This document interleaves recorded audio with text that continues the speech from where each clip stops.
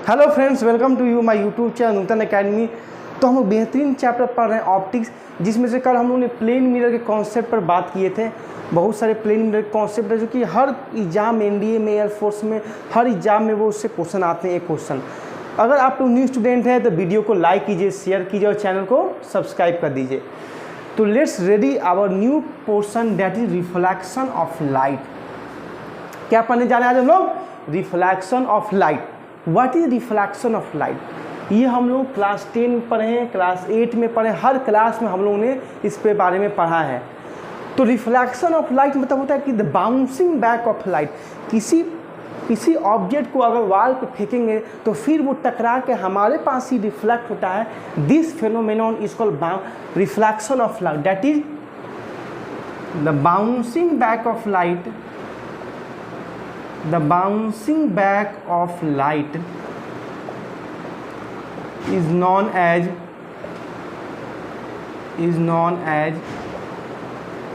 reflection of light। ठीक है, ये आप लोग समझ गए होंगे रिफ्लेक्शन ऑफ लाइट होता क्या है। ठीक है, दैट बेसिक डिफिनेशन इसका है। इससे क्वेश्चन कभी पूछते नहीं है कि what is reflection of light, पर इसका कॉन्सेप्ट समझना जरूरी है। क्या क्वेश्चन आते हैं वो आज हम लोग डिस्कस करेंगे। आइए डिस्कस करते हैं। ये आपका प्लेन मिरर है। ये कौन सा मिरर है? प्लेन मिरर है। ये साइड रिफ्लेक्टिंग है और ये साइड पॉलिशिंग है। ठीक है, यहाँ सोर्स है, यहाँ से कोई रे आ रही है, ये आपका O पॉइंट है, ये A है। इसको बोलेंगे, जिस सोर्स से रे ऑफ लाइट आ रही है उसको बोलेंगे इंसिडेंट रे। इंसिडेंट रे, समझ गए? अब फिर जैसे सोर्स से रे ऑफ लाइट आ रही है तो जैसे ही रिफ्लेक्टिंग सरफेस पड़ेगा तो वो अपने पास रखेगा नहीं, वो उसको क्या करेगा? रिफ्लेक्ट करेगा। क्या करेगा? उसको रिफ्लेक्ट करेगा। तो जैसे आया इसको रिफ्लेक्ट किया बी, फिर पढ़ेंगे ओ, मतलब ओ बी क्या है? रिफ्लेक्टेड रे है। ओ बी क्या है? रिफ्लेक्टेड रे है। एक हम लोग नॉर्मल ड्रॉन करेंगे which is perpendicular to reflecting surface. What? एक नॉर्मल ड्रॉन करेंगे जो कि परपेंडिकुलर होगा रिफ्लेक्टिंग सरफेस के। रिफ्लेक्टिंग सरफेस से एक नॉर्मल हम लोगों ने ड्रॉ किया जिसको नाम दे दिया एम। ओ एम क्या है? आपका नॉर्मल है। ओ एम क्या है? आपका नॉर्मल है।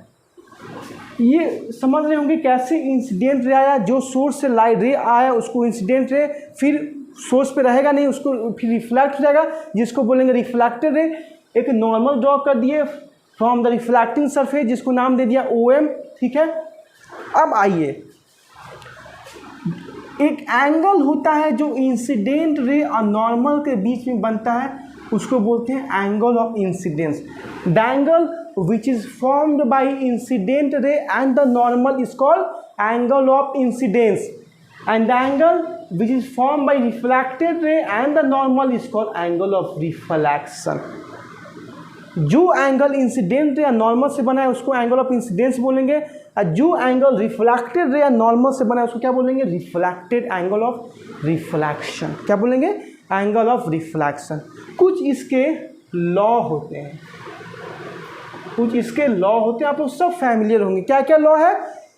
Incident ray, reflected ray and the normal is all lie on the same plane. What does it mean? Incident ray, आपका नॉर्मल, रिफ्लेक्टेड रे, सारा एक सेम प्लेन में लाई करता है। मतलब जो भी ये घटना घट रही है एक सेम प्लेन में, नहीं कि इंसिडेंट रे यहाँ पे आ रहा है तो रिफ्लेक्ट रे कहीं दूसरे मीडियम में जाके अपना टकरा के जा रहा है, नहीं, एक ही मीडियम में सब हो रहा है। इंसिडेंट रे आया, टकराया, फिर सेम मीडियम में क्या हुआ? वो रिफ्लेक्ट हो गया। तो पहला लॉ क्या लिखेगा? Incident ray, reflected ray and the normal is all lie on the same plane. Most important first laws of reflection. Second, जब साइंटिस्ट लोग ने प्रूफ देखा तो ये देखा कि एंगल ऑफ इंसिडेंस क्या है? इक्वल है एंगल ऑफ रिफ्लेक्शन से। मतलब एंगल आई क्या है? इक्वल है एंगल आर के। एंगल आई किसके इक्वल है? एंगल आर के। मतलब angle i is equal to angle r. ये दो इम्पॉर्टेंट लॉ है रिफ्लेक्शन के। ये इसके डायग्रामेट्रिकली फॉर्म है। इसको हम लोग बेहतरीन, इससे क्या बोले कि सर क्या इससे क्वेश्चन आ सकते हैं लॉ लिखने के लिए? नहीं, क्योंकि हम लोग बोर्ड का एग्जाम देने नहीं जा रहे हैं। ये हम लोग कम्पिटेटिव पढ़े NDA, air force, navy, NDA, CDS के लिए। तो वहाँ पे क्या आएगा क्वेश्चन, वो हम लोग आगे बात करेंगे। पर ये सब क्या है, कॉन्सेप्ट इसका जानना बहुत जरूरी है। नेक्स्ट आइए पढ़ा जाए। नेक्स्ट कॉन्सेप्ट इसका क्या है, मैं क्या लिख रहा हूँ देखिए, frequency, velocity,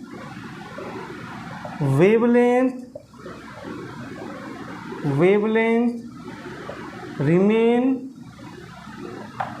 same after reflection but intensity decreases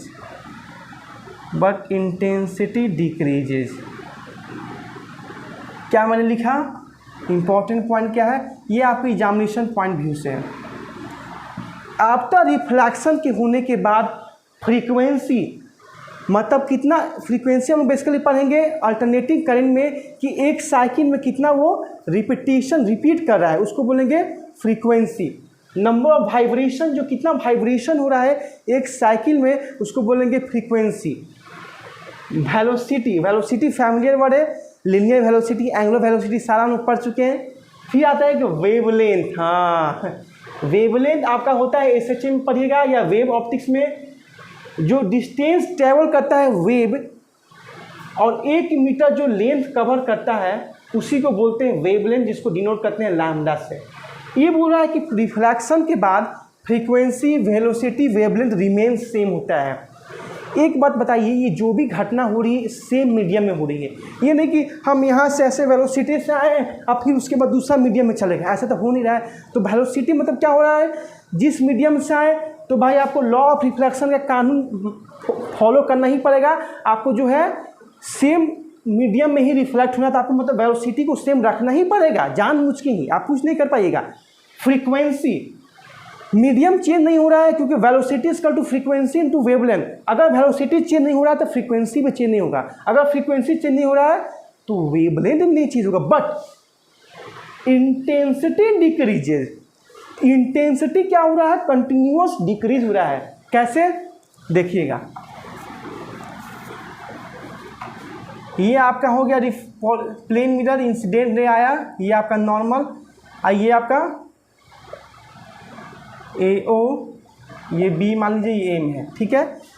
तो इंसिडेंट रे जैसे आया तो सारे रे जो हैं रिफ्लेक्ट होने हो के B तक गए, पर कुछ रे जो हैं इधर भी आए हैं, इधर भी आए हैं, नीचे भी गिरे हैं, क्योंकि छोड़े कि सारा को जो है रिफ्लेक्ट कर दिया, नहीं, कुछ जो है नीचे भी आ गए हैं। तो नीचे आ गए मतलब पॉलिशिंग साइड आ गए हैं, तो डैट मीन्स उनका जो है इंटेंसिटी क्या हो गया, डिक्रीज हो गया है।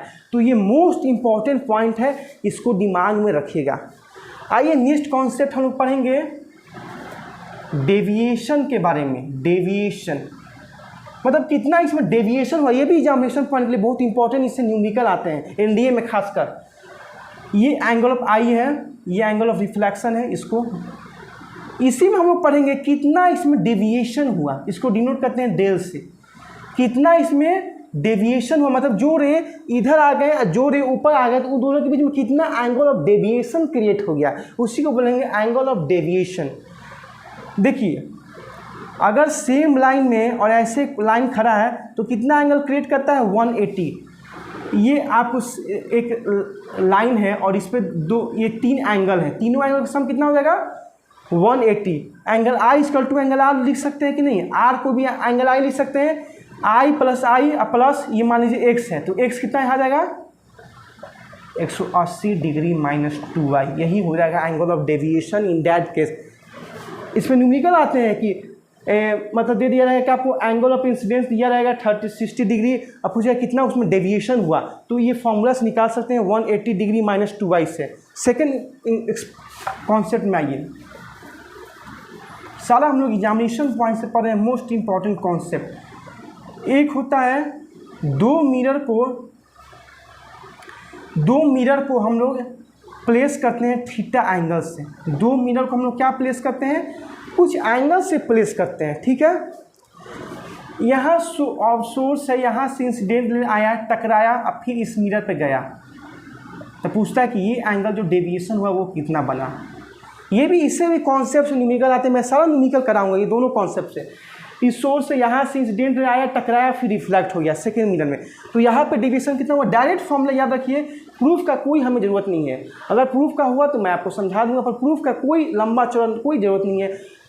360 डिग्री माइनस 2 थीटा, याद रखिएगा। यहाँ पे थीटा क्या है, एंगल बिटवीन टू मिरर। यहाँ पे आपको घुमाने के